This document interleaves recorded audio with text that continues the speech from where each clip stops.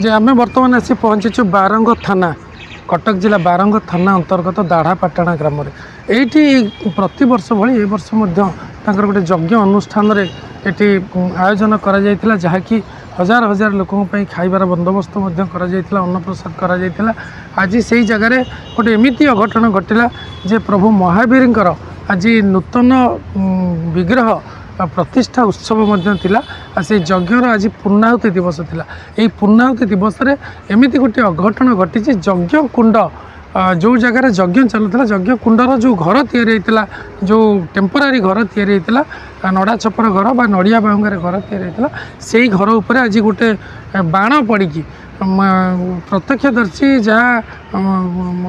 पारिपार्श्विक अवस्था जना पड़ा भी सेठिकार लोक जहाँ एठिकार लोक जहाँ कहते कथा अनुजाई जे बाण पड़ी ये अग्निकांड घटी बोली आम जहाँ देखा पाइलु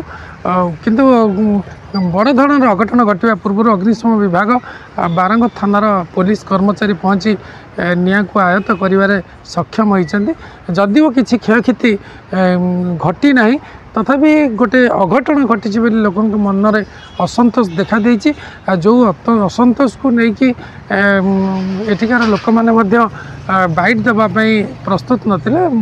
लोक मान भितर दुख थिला जे आम से लोकंर बाइट से नहीं पार्लु ना